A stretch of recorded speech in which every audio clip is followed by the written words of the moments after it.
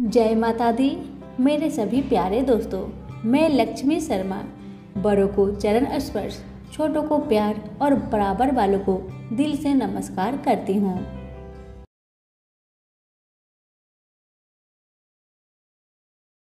सभी प्रेम से बोलिए गौ माता की जय। आज मैं आप सभी को गौ माता की महिमा सुनाने जा रही हूँ। दोस्तों, भारतवर्ष में सदा ही गाय का महत्व रहा है। हमारे देश में प्राचीन काल से ही गौ पालन के साथ साथ गौ पूजन की प्रथा चली आ रही है, क्योंकि गांव में सभी देवी देवताओं का वास माना गया है।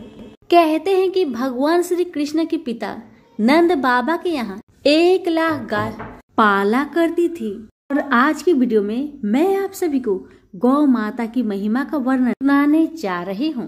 गायों का निवास करने से वह स्थान पवित्र हो जाता है, वहाँ पर कोई भी दोष नहीं रहता। इतना ही नहीं, गौ को मात्र स्पर्श करने से ही कई रोगों का निवारण हो जाता है।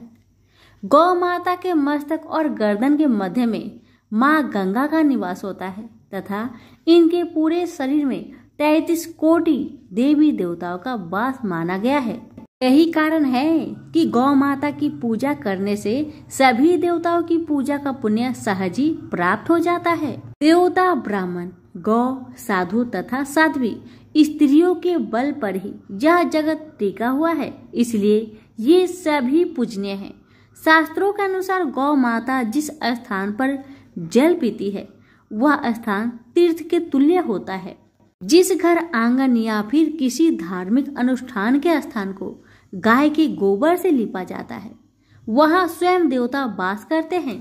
वृषभ अर्थात बैल को जगत पिता तुल्य समझना चाहिए तथा गाय को माता के समान समझना चाहिए, क्योंकि उनका पूजा करने से संपूर्ण पितरों और देवताओं की पूजा हो जाती है। मनुष्य निरंतर 1 वर्ष तक स्वयं भोजन करने से पूर्व प्रतिदिन गाय को घास खिलाता है। उसके घर में कभी दरिद्रता का वास नहीं होता तथा धन धान्य के अच्छे भंडार भरे रहते हैं। इस पोखर, तालाब तथा किसी जल राशि को गौ माता लांघते हुए पार करती है। वह गंगा, यमुना, सरस्वती तथा सिंधु आदि नदियों के समान ही पवित्र हो जाता है। गोधूली बेला अर्थात जिस समय चरवाहे गायों को जंगल से चराकर घर वापस लौटते हैं, उस समय गाय के खुरों से उत्पन्न हुई धूली अर्थात धूल यदि किसी पर पड़ जाए तो उसके समस्त पाप नष्ट हो जाते हैं। साथ ही साथ यह दरिद्रता रूपी और लक्ष्मी को नष्ट करने वाली है। विष्णु धर्मोत्तर पुराण में हंस तथा ब्राह्मणों के मध्य गौ माता का संवाद सुनिए। इस पुराण के अनुसार भगवान हंस ब्राह्मणों को संबोधित करते हुए कहते हैं कि हे ब्राह्मणों, गौ के शरीर को सहलाने से अथवा उनके शरीर से कीटाणु को दूर करने से समस्त पापों का नाश होता है। गौ माता को गौग्रास अर्थात प्रतिदिन हरा चारा घास खिलाने वाला व्यक्ति महान पुण्य का भागी होता है। भगवान हंस ब्राह्मणों को संबोधित करते हुए आगे कहते हैं कि हे ब्राह्मणों, जो मनुष्य गौ को चराकर उन्हें जलाशय तक ले जाकर जल पिलाने का कार्य करता है, उसे अनंत युग तक स्वर्ग में निवास मिलता है। हे विद्वान ब्राह्मणों, विपत्ति में फंसी हुई अथवा चोर तथा बाघ आदि के भय से व्याकुल गौ की रक्षा करने वाले मनुष्य को कई अश्वमेघ यज्ञों के बराबर फल मिलता है। इसी प्रकार रुग्ण अवस्था अर्थात रोग से ग्रस्त दयनीय अवस्था में गौ को औषधि प्रदान करने तथा उपचार करने से मनुष्य को सभी रोगों से मुक्ति मिल जाती है। पद्म पुराण में श्री ब्रह्मा जी नारद मुनि को गौ माता की महिमा बताते हुए कहते हैं, सुनो भक्त शिरोमणि नारद, जिसको गाय का दूध, दही या घी खाने का सौभाग्य प्राप्त नहीं होता, ऐसे शरीर को व्यर्थ ही समझना चाहिए।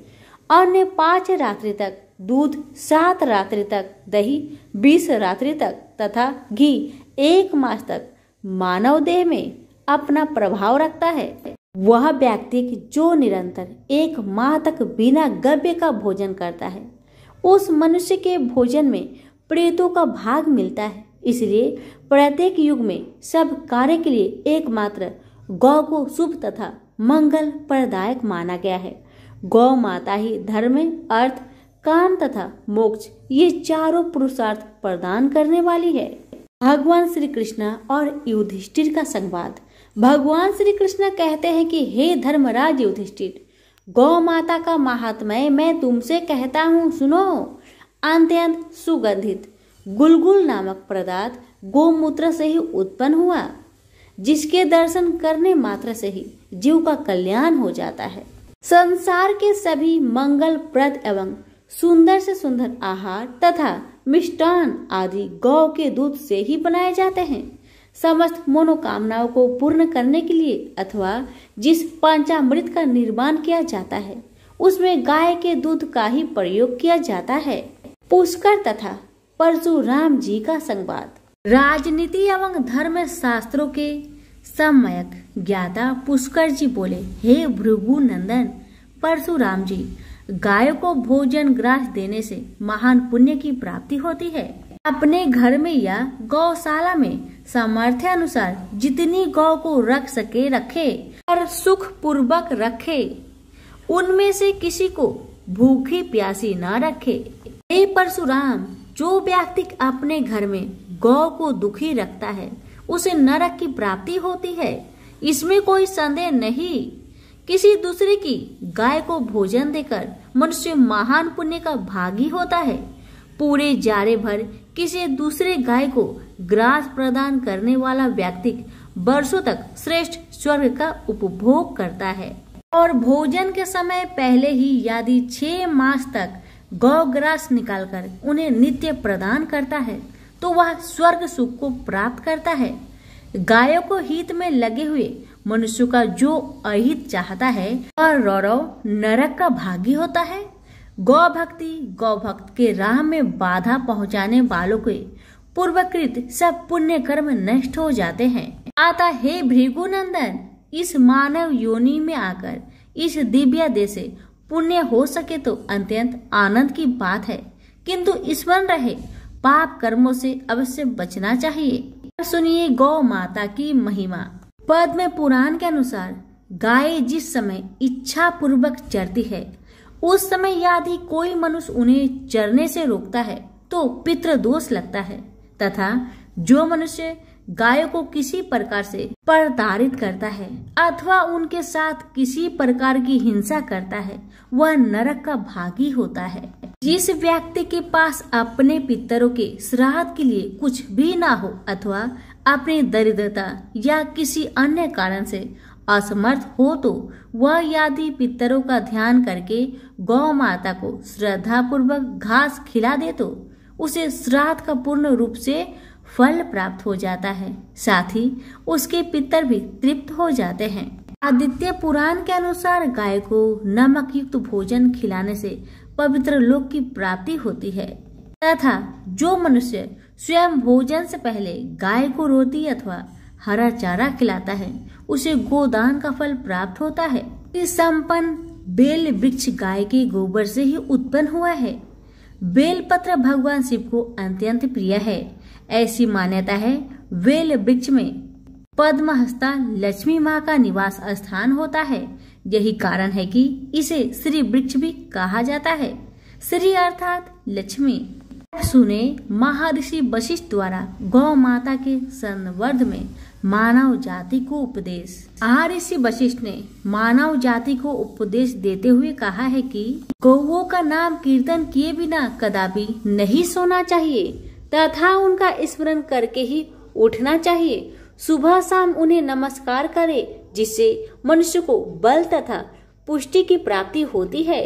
यदि बुरे सपने दिखाई देते हैं तो उस प्राणी को गौ माता का नाम लेकर ही शयन करना चाहिए। आज के लिए यहीं तक। तो सभी प्रेम से बोलिए गौ माता की जय। अगर आपको हमारी सुनाई हुई गौ माता की महिमा अच्छी लगी हो तो वीडियो को लाइक करके दूसरों को शेयर करना ना भूले।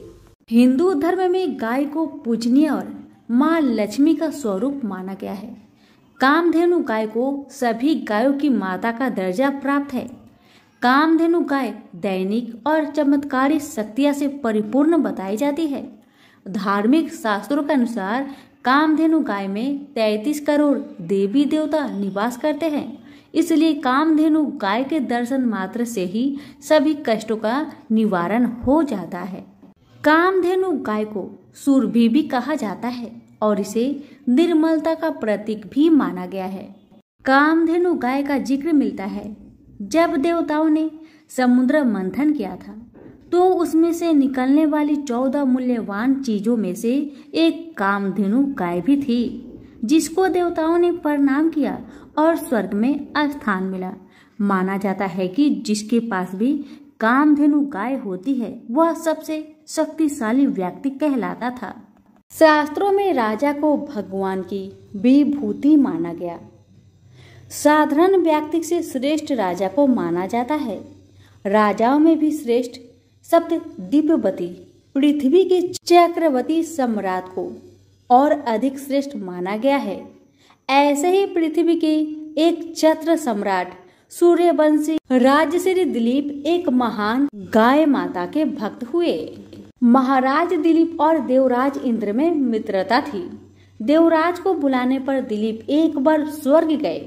देव असुर संग्राम में देवराज ने महाराजा दिलीप से सहायता मांगी।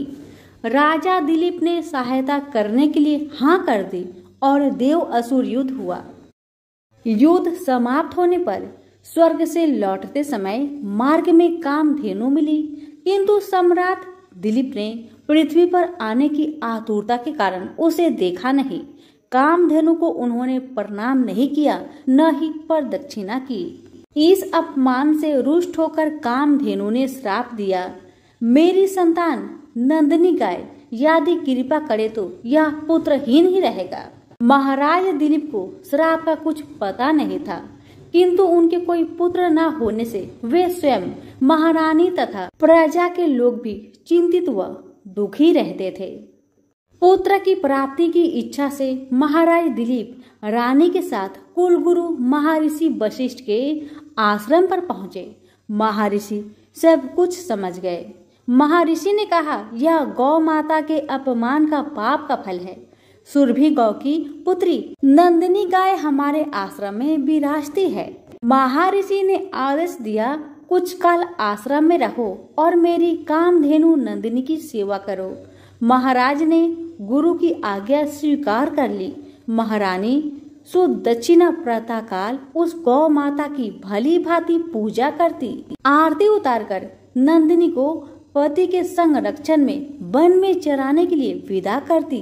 सम्राट दिन भर छाया की भांति उसका अनुगमन करते। उसके ठहरने पर ठहरते, चलने पर चलते, बैठने पर बैठते और जल पीने पर जल पीते। संध्या काल में जब सम्राट के आगे आगे सद पर सुता बाल वत्सा नंदिनी आश्रम को लौटती तो महारानी देवी सुदक्षिणा हाथ में अक्षत पात्र लेकर उसकी प्रदक्षिणा करके उसे प्रणाम करती और अक्षतादि से पुत्र प्राप्ति रूप अभिष्ट सिद्धि देने वाली उस नंदिनी का विधिवत पूजन करती। अपने बच्चे को यथेच पान कराने के बाद दुहली जाने पर नंदिनी की रात्रि में दंपति पुनः परिचर्या करते। अपने हाथों से कोमल हरित सल्प कवच खिलाकर उसकी परितृप्ति करते और उसके विश्राम करने पर शयन करते। इस तरह उसकी परिचर्या करते 21 दिन बीत गए। एक दिन वन में नंदिनी का अनुराग करते महाराज दिलीप की दृष्टि क्षण भर आरण्य की प्रकृति सुंदरता में अटक गई कि तभी उन्हें नंदिनी का आर्तनाद सुनाई दिया। वह एक भयानक सिंह के पंजों में फंसी छटपटा रही थी। उन्होंने आक्रमण सिंह को मारने के लिए अपने तरकस से तीर निकालना चाहा, किंतु उनका हाथ झटवट निश्चेष्ट होकर वहीं अटक गया। वे चित्र लिखे से खड़े रह गए और भीतर ही भीतर छटपटाने लगे। तभी मनुष्य के वाणी में सिंह बोला, उठ राजन, तुम्हारे शस्त्र सांधन का श्रम उसी तरह व्यर्थ है जैसे वृक्षों को उखाड़ देने वाला पर भंजन पर्वत से टकराकर व्यर्थ हो जाता है। मैं भगवान शिव के गण निकुंभ का मित्र कुंभोदर हूँ। भगवान शिव ने सिंह वृत्ति देकर मुझे हाथी आदि से इस वन के देवदारुओं की रक्षा का भार सौंपा है। इस समय जो भी जीव सर्वप्रथम मेरे दृष्टि पथ में आता है वह मेरा भक्ष्य बन जाता है। इस गाय ने इस संरक्षित वन में प्रवेश करने की अनधिकार चेष्टा की है और मेरे भोजन की बेला में यह मेरे सम्मुख आई है, अतः मैं इसे खाकर अपनी सुधा शांत करूंगा। तुम लज्जा और गलानी छोड़कर वापस लौट जाओ। किंतु परंतु काकातर दिलीप भय और व्यथा से छटपटाती नेत्रों से अविरल अश्रु धारा बहाती नंदिनी को देखकर और उस संध्या काल में अपनी माँ की उत्कंठा से प्रतीक्षा करने वाले उसके दूध मुहे बछड़े का स्मरण कर करुणा विकलित हो उठे। नंदिनी का मातृत्व उन्हें अपने जीवन से कहीं अधिक मूल्यवान जान पड़ा और उन्होंने सिंह से प्रार्थना की कि वह उनके शरीर को खाकर अपनी भूख मिटाओ और बाल बच्चा नंदिनी को छोड़ दो। सिंह ने राजा के इस अद्भुत प्रस्ताव का उपहास करते हुए कहा, राजन, चक्रवर्ती सम्राट हो, गुरु को नंदिनी के बदले करोड़ों दुधार गौ देकर प्रसन्न कर सकते हो। अभी तुम युवा हो, इस तुच्छ प्राणी के लिए अपने स्वस्थ सुंदर शरीर और यौवन की अवहेलना कर जान की बाजी लगाने वाले सम्राट लगता है तुम अपना विवेक खो बैठे हो। यदि प्राणियों पर दया करने का तुम्हारा व्रत ही है तो भी आज यदि इस गाय के बदले मैं तुम्हें खा लूंगा तो तुम्हारे मर जाने पर केवल इसकी ही विपत्तियों से रक्षा हो सकेगी और यदि तुम जीवित रहे तो पिता की भांति संपूर्ण प्रजा की निरंतर विपत्तियों से रक्षा करते रहोगे। इसलिए तुम अपने सुख भोक्ता शरीर की रक्षा करो। स्वर्ग प्राप्ति के लिए तप त्याग करके शरीर की कष्ट देना तुम जैसे अमित ऐश्वर्यशाली के लिए निर्थक है। स्वर्ग, अरे वह तो पृथ्वी पर है जिसे सांसारिक वैभव विलास के समग्र साधन उपलब्ध है, वह समझो कि स्वर्ग में ही रह रहा है। स्वर्ग का काल्पनिक आकर्षण तो मात्र विपिनों के लिए ही है, संपन्नों के लिए नहीं। इस तरह से सिंह ने राजा को भ्रमित करने का प्रयत्न किया। भगवान शंकर के अनुचर सिंह की बात सुनकर अत्यंत दयालु राजा दिलीप ने उसके द्वारा आकांत नंदिनी को देखा तो आश्रुपूरित कातर नेत्रों से उनकी ओर देखते हुए प्राण की रक्षा की याचना कर रही थी। राजा ने क्षत्रियत्व के महत्व को प्रतिपादित करते हुए उत्तर दिया, नहीं सिंह, नहीं, मैं गौ माता को तुम्हारा भक्ष्य बनाकर नहीं लौट सकता। मैं अपने क्षत्रियत्व को क्यों कलंकित करूं? क्षत्रिय संसार में इसलिए प्रसिद्ध है कि वे विपत्ति से औरों की रक्षा करते हैं। राज्य का भोग भी उनका लक्ष्य नहीं, उनका लक्ष्य है तो लोक रक्षक से कीर्ति अर्जित करना। निंदा से मालिन प्राणियों और राज्य को तो वे तुच्छ वस्तुओं की तरह त्याग देते हैं। इसलिए तुम मेरे यश शरीर पर दयालु हो जाओ, मेरे भौतिक शरीर को खाकर उसकी रक्षा करो, क्योंकि यह शरीर तो नरस्वर है, मरण धर्म है। इसलिए इस पर हम जैसे विचारशील पुरुष की ममता नहीं होती। हम तो यश शरीर के पोषक है। यह मांस का शरीर न भी रहे परंतु गौ रक्षा से मेरा यश शरीर सुरक्षित रहेगा। संसार यही कहेगा कि गौ माता की रक्षा के लिए एक सूर्य वंश के राजा ने प्राण की आहुति दे दी। एक चक्रवर्ती सम्राट के प्राणों से भी अधिक मूल्यवान एक गाय है। सिंह ने कहा, अगर आप अपना शरीर मेरा आहार बनाना ही चाहते हैं तो ठीक है। सिंह के स्वीकृति देने पर राजश्री दिलीप ने शस्त्रों को फेंक दिया और उसके आगे अपना शरीर मांसपिंड की तरह खाने के लिए डाल दिया और वे जाके सिर झुकाए आक्रमण की प्रतीक्षा करने लगे। तभी आकाश से विद्याधर उन पर पुष्प वृष्टि करने लगे। नंदिनी ने कहा, हे पुत्र उठो। यह मधुर दिव्य वाणी सुनकर राजा को महान आश्चर्य हुआ और उन्होंने वत्सलमयी जननी की तरह अपने स्तनों से दूध बहाती हुई नंदिनी गौ को देखा, किंतु सिंह दिखलाई नहीं दिया। आश्चर्यचकित दिलीप से नंदिनी ने कहा, हे सत्पुरुष, तुम्हारी परीक्षा लेने के लिए मैंने ही माया स्व सिंह की सृष्टि की थी। महर्षि वशिष्ठ के प्रभाव से यमराज भी मुझ पर प्रहार नहीं कर सकता, तो अन्य सिंहादि की क्या शक्ति है। मैं तुम्हारी गुरु भक्ति से और मेरे प्रति प्रदर्शित दया भाव से अत्यंत प्रसन्न हूँ। तुम वर मांगो। तुम मुझे दूध देने वाली मामूली गाय मत समझो, अपितु संपूर्ण कामनाओं पूरी करने वाली कामधेनु जानो। राजा ने दोनों हाथ जोड़कर वंश चलाने वाले अंतकीर्ति पुत्र की याचना की। नंदिनी ने तथास्तु कहा। उन्होंने कहा, राजन, मैं आपकी गौ भक्ति से अत्यधिक प्रसन्न हूँ। मेरे स्तनों से दूध निकल रहा है, उसे पत्ते के दोनों से दुहकर पी लेने की आज्ञा गौ माता ने दी और कहा, तुम्हें अत्यंत प्रतापी पुत्र की प्राप्ति होगी। राजा ने निवेदन किया, माँ, बछड़े के पीने तथा होम आदि अनुष्ठान के बाद बचे हुए तुम्हारे दूध को मैं पी सकता हूँ। दूध पर पहला अधिकार बछड़े का है और द्वितीय अधिकार गुरु जी का है। राजा ने धैर्य ने नंदिनी के हृदय को जीत लिया। वह प्रसन्न मना कामधेनु राजा के आगे आगे आश्रम लौट आई। राजा ने बछड़े के पीने तथा अग्निहोत्र से बचे हुए दूध का महर्षि की आज्ञा पाकर पान किया। फलतः वे रघु जैसे महान यशस्वी पुत्र से पुत्रवान हुए और इसी वंश में गौ भक्ति के प्रताप से स्वयं भगवान श्री राम ने अवतार ग्रहण किया। महाराज दिलीप की गौ भक्ति तथा गौ सेवा सभी के लिए एक महानतम आदर्श बन गई। इसलिए आज भी गौ भक्तों के परिगणना से महाराज दिलीप का नाम बड़े ही श्रद्धा भाव से एवं आदर से सर्वप्रथम लिया जाता है। इस चरित्र से यह बात सिद्ध हो गई कि सप्तद्वीपवती पृथ्वी के चक्रवर्ती सम्राट से अधिक श्रेष्ठ एक गौ माता है। तभी प्रेम से बोलिए, गौ माता की जय हो।